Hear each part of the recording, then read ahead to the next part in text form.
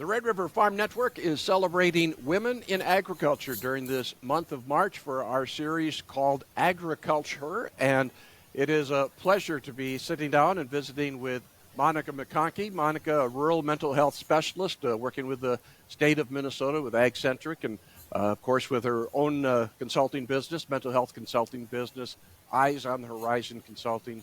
Monica, again, just a pleasure to have a chance to connect with you. Oh, so good to be here, Don. Thanks for having me. It's always great to learn your story, and I know you started on the farm. Tell me a little bit about your beginnings. Yeah, so grew up on a farm just outside of Bejou, Minnesota, just a little bit north of Mahnomen, north of Detroit Lakes there in northwestern Minnesota.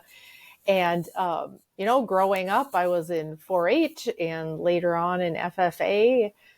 Showed cattle. We didn't dairy. We had beef, cattle, and hogs on occasion. But I actually showed dairy in 4-H. I was one of those kids that just couldn't stomach, bonding with a beef animal for a few years and then having it in the freezer. So went the dairy route. So started when they were milk replacer calves and sold them as bred heifers. And yeah, that was kind of my growing up. There were 3 of us kids, and my two great grandpas started the farms that my mom grew up on and my dad grew up on. And then mom and dad got married and we kind of combined farms. And so, yeah, I grew up very active out in the field, doing all the things. It was great. I have fond memories. There was the stress piece, of course, but just fond memories of the family working together, accomplishing things together. And now we've it's interesting to see where it's at now. So the farm is 5 generations. So my parents, my brother, and my son operate the family farm. So my son is the 5th generation and he works with my brother and my parents. So that's really fun to see, very fulfilling to see. How cool is that? Now, tell me about your career path. How did you get into the role you're in today? Oh gosh, I tell you what, through a series of opened and closed doors, right? Things happen and it leads you down that path. So after high school, graduated from Mahnomen and went to college and got my bachelor's degree in psychology, my master's degree in counseling. And then I started working. The first, 17 years of my career was direct service work, primarily with at-risk youth and primarily all in rural areas. And I went on to be an administrator in a mental health center based out of Bemidji. Then worked at Prairie St. John's in Fargo for a few years. And that's where I met you, Don. And I really credit that meeting as the door opening to the work I'm doing now, which is all around mental health and agriculture. And so I've been in the field for, almost 30 years now, but in 2019 was able to go full-time in private practice. And I work primarily with farmers and ranchers and their families, do a lot of speaking and training and consulting around issues related to farm stress. And yeah, I love it. It's just awesome. I feel like I came home in a sense when my work really came back to the farm, and I get to work with people who are like my family every day. I think back to that meeting of Mike Hergert, who was in business together with myself, and we saw some issues that were going on on the farm, and really wanted to find another path, how we could communicate that, and we just cold walked into Prairie St. John's and ended up in a meeting with you. It's just funny how life happens sometimes. I tell you what, that was very orchestrated by someone somehow, right? Not by either of us, but yeah, that was really great, and it's definitely where my passion is. So always thankful to you and that meeting happening, and then the future contacts and connections that came out of it that led to the work that I do. So tell me, what's a normal day like for you in your current role? Well, normal is not really, there is no normal. There's no routine. which is something I'm actually trying to work on a little bit. Like, how can I put some kind of routine in my days? But I typically have a day booked with sessions or meetings. Much of the time, it's either me traveling to a farm and sitting down with the farm couple or the farm family and working through issues that arise, or it's me in my home office connecting virtually with farmers and ranchers or people in ag industry. I do a fair bit of speaking and training on mental health issues, specific really to mental health issues in rural areas. So today, in fact, I'm doing a training on how stress and trauma impact chronic disease and how that really shows itself in our rural communities. So yeah, every day is very different. Sometimes I'm on the phone with clients at 7 a.m. Sometimes I'm on with clients at 9 p.m. Last night, I facilitated a monthly suicide loss support group that I do for folks connected to the farm that have lost a loved one to suicide. We do that monthly. So every day is different. And I love that. I love that every day is different. And, you know, during planting or harvest, sometimes I get the call like, oh, we're short somebody. Can you come up and drive a grain cart or sit in the tractor and chisel plow for a bit? And I love that too. And I've had client calls from the tractor. It all flows. That keeps you grounded, doesn't it? It sure does. Yes. Yeah. I'm looking just kind of our situation today, and margins obviously getting a little tighter. Mm-hmm. We've seen the interest rates up. Those input costs get a little sticky. What do you see right now as kind of the big stressors on the farm? Oh, I tell you what, this has been a busy winter for me because of exactly what you said. We have, I have situations where farmers are faced with really difficult decisions on like selling the dairy cows. How do I let go with that? What does my future look like? A lot of stress and issues surrounding farm transitions, given the financial state and the unknown. So what do we do? How does the next generation take it on? How do they manage the debt? But by and large, what I see the majority of my calls, honestly, Dawn, are relationship struggles. And it is really what the symptom of the underlying stressors are. It comes out in our relationships.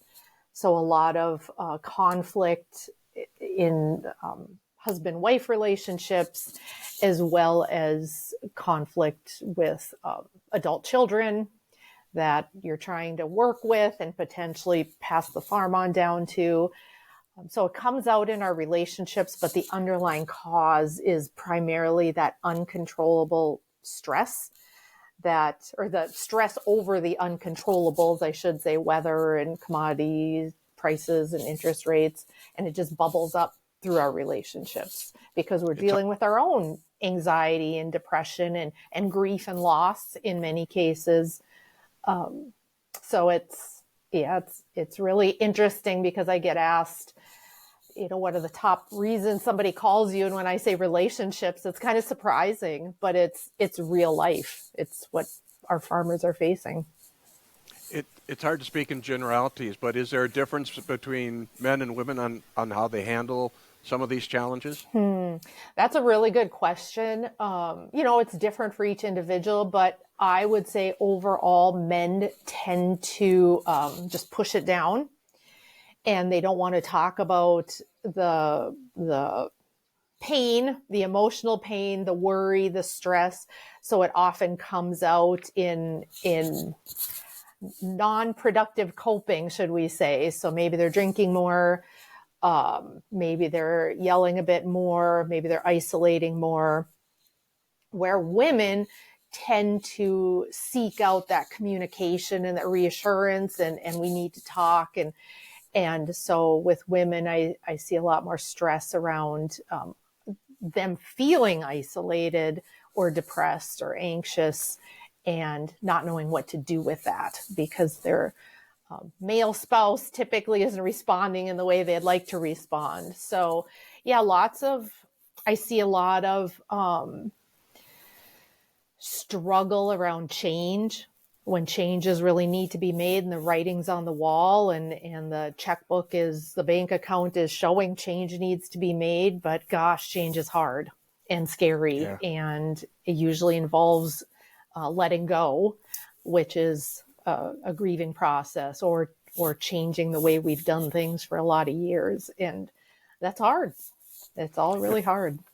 I started in this business in the early 1980s, so I went through the farm crisis days, and certainly there was a stigma associated with mental health issues at that time. And do you think that's changed over? It seems like we're talking about it more today than we ever have. It's changing, definitely. It is definitely changing, and I think it's changing in large part due to ag industry folks like Red River Farm Network making it a conversation. Like, this is happening. We're seeing far too many suicides in farm country. We know people are struggling. We need to talk about this, because the farm is only going to be as good as you are as an individual trying to run it. And if you're not okay, the operation's not going to be okay. And so I think it's becoming an open conversation in large part because of ag industry embracing it and promoting it. So conversations are getting easier. People call, every day. I get calls from people that are at the place where they know they need to talk about it. They know they need to process. They know they need help. So that's good. When we get to that point, and we all recognize that maybe in our spouse or someone that we know, a neighbor, what should we do as an individual? Well, when you notice things that are kind of causing that, like your intuition to be like, okay, something's wrong, something's going on with this person. First, I would just say, trust your intuition, trust your gut instinct. As humans, we have wisdom, and we see and sense things in others. So first of all, I'd say I'd trust it, because a lot of times we want to dismiss it, like, oh, I'm just imagining this, or it's not as bad as it seems. And then approaching that person out of care and concern. Like, I'm noticing these things about you. I'm worried about you. What can I do to support you? How can we get some help? What do you need? And even if it's getting them to go into their primary care doctor, it's something. It's a step in the right direction. Sometimes they're more willing to do that, or talking with a pastor or priest before they'd ever consider talking to a counselor. And that's still okay. It's still a step in the right direction. Just beginning that conversation, that's probably the most important thing. Yep, exactly.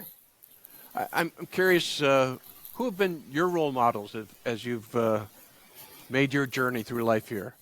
Oh, gosh. Well, first and foremost, my parents. I mean, they never discouraged me. They always encouraged me to go do what you feel like is important to you. So I'm first generation college graduate in my family. And so that was a foreign concept to them.